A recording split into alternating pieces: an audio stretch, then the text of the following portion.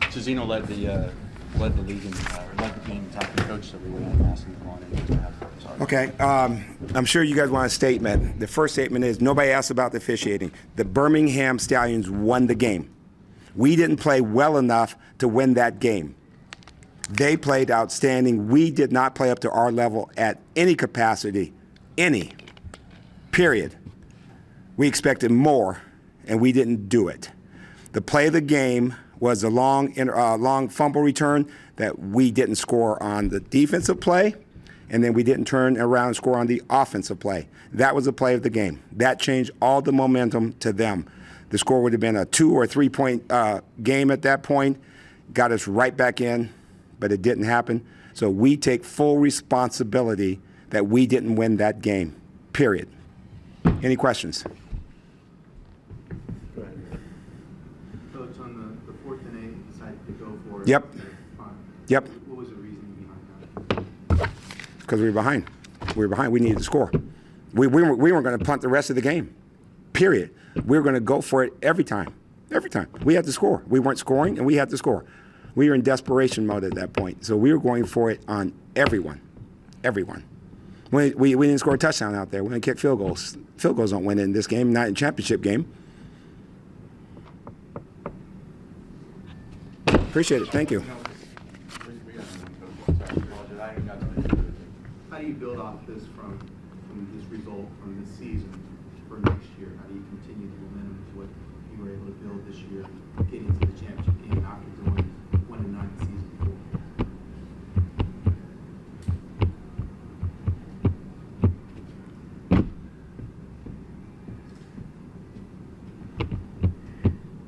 Tezino, you want to comment on that? You guys do get to the championship game. You give them a good game. How do you build on it for next year? You just know you made it. At least you got here before. At least you know how it feels. As a player, you know, the outcome wasn't how we wanted, but that's fine. I mean, you know, it's football. Sometimes you gonna have ups and downs, and that's how our season was. I think that we made a tremendous progress from year 1 to year 2. So we just gonna continue to build, and we gonna take this game in consideration. We gonna just take it into the offseason and build off that. And then how do you feel you guys play defensively? We got to play a lot better. I got to play a lot better. And that's just the name of the game. And you know, it's okay. You have games like that, and you know, you just got to play better in big moments like this. And we didn't play up to our standard, and that's okay. We'll get better next year. I promise that.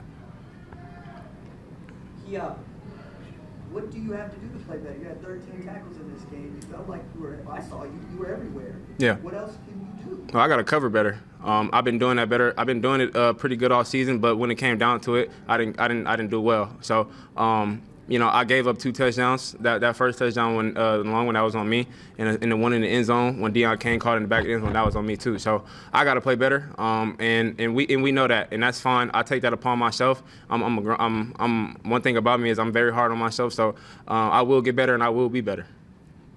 Coach Horton, what did you express to the players in the locker room afterward?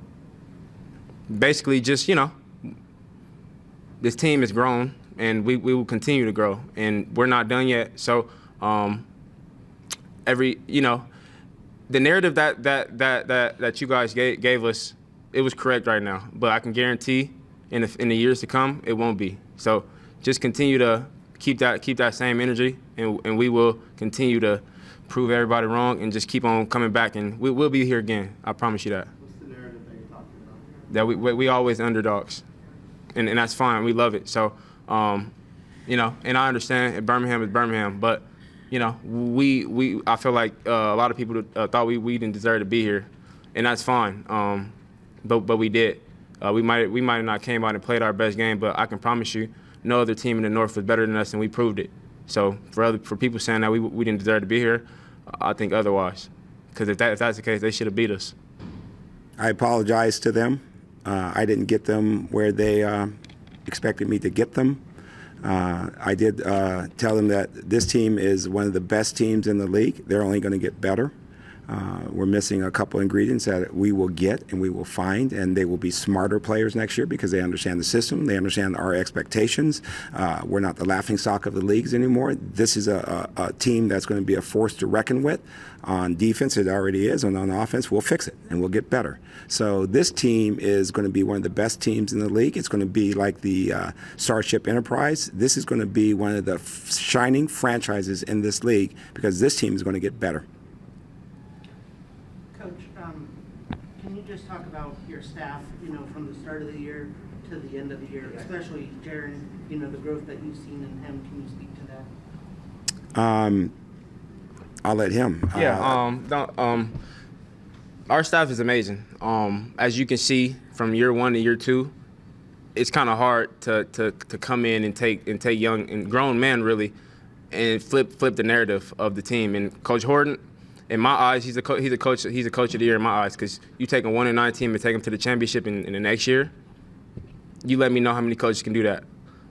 So our staff is amazing, and they're going to continue to be amazing. And I love our staff to death. I'll go out there on that field and put my body on the line every single play for them. So that's how every single player feels in that locker room. Do you feel like you talked about that narrative, the underdog? Is that something that, in the offseason going into training camp? Of course. I mean, Birmingham, congratulations. They deserve to win. We didn't play our best game, and we didn't play it in the right moment, in the most important moment. So all congrats to them. Nothing taken from them. They deserve to win. But like we've been saying, it's all about us, and we're going to continue to get better, and we're going to continue to work at what needs to be worked at. And I can promise you, like I said, the narrative is a narrative, and we're going to be back. They're going to have to get a new narrative next year because the first stuff is out. This team, people understand what they're getting when they come in here, and we're going to fix the offense where we're a better offense. Good luck to the rest of the league. Now, we're saying that I told you guys on the press conference, Birmingham better be ready. We're not taking a backseat to anybody anymore. We're not a 1-9 team anymore. We're a very good team that's going to get better.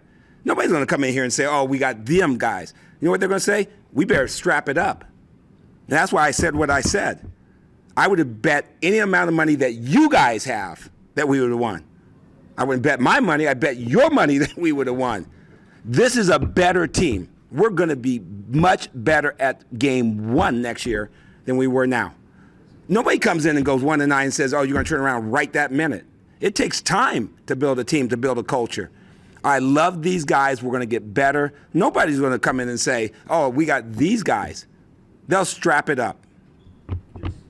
Just from watching you at the start of the year to now, just seeing that through this year, excited for what next year holds. We've got a good group of guys, and I think the thing that they understand is it's a culture. Anybody can call plays.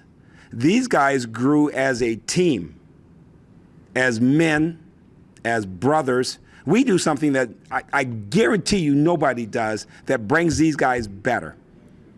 It brings them closer. They understand each other. This team is so much better than it was the first day I got here. And this team is going to be back in this game next year because we're going to be better than we were this year. And Skip, I don't know where Skip is. Skip's going to come in here, tell him this seat's going to be hot because we're coming after him. Any more questions? Go ahead. Coach, one of the bittersweet realities of a spring league like this is that when you have players that play at an incredibly high level like you had on your team, they excel and move on to the NFL. What is your, possibly the one next to you right now, 13 tackles tonight, what is your message to them as they move back on and further their football career? Make us proud. They understand. They understand the relationship they have with me and the rest of the coaches and their players.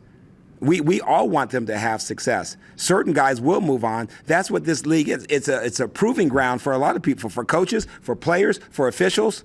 It's a proving ground, and we're proving that we can get our guys better in a short amount of time. I hope he goes somewhere. It's a feather in our cap to say it's his ability that got him, but we helped him get there. It's a feather in our cap, and we want a lot of our guys to get that feather in their cap. You talk about making offensive changes.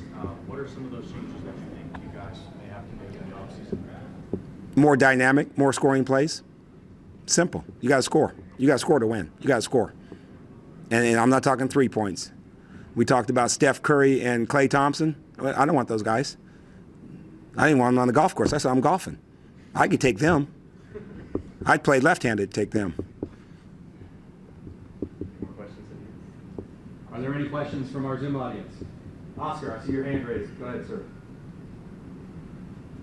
Thank you very much, Darren. Coach, I just want to say thank you for all your kindness around and along this 2023 season. Is everything from my part. Thank you very much. Gracias. Really, really, thank you so much. Thank you for your unwavering support. You were there game one, practice one for us. We have to find a way to get you up here to meet our team because you're our unofficial mascot, and I love you, and I appreciate the support you have shown me and our team. Thank you, Oscar. Thank you, Coach. Coach, you obviously take a very positive approach to working with your athletes, as Troy had mentioned. In the sport of football, how important is it that we train our coaches all the way down to the youth level to use a more positive approach like you use versus the traditional in-your-face, screaming and yelling coach? I don't have an answer for that because I can only be myself, and I played at a high level, and I played all the way up from 6 years old. I treat people the way I want to be treated. I don't want a coach to yell at me and call me vulgar names and do this and kick me and do all these things that some guys do. I want a guy to teach me and get me better, and that's what I do. I demand that they get better or I'll get them out of here. But the guys that are great athletes and great teammates and great leaders, they want to be pushed. And you don't have to do it in a vulgar way. You can just demand excellence by demanding excellence. One last thing. I think I've been very fair, open, accommodating to the media. Our practices are always 100% open. Our guys go to schools, they go here, they go there. I appreciate the job that you guys do for us, the exposure that you guys have given us. I hope our players have given you that back. If not, please say something to me. But I love the relationship we have with the media. I do. I appreciate the work that you guys do. I know it's not an easy job sometime, like today, but I want to just take a moment and thank each one of you guys for all you've done to help us get better and help these guys get where they want to get. So I appreciate all the effort you guys put in.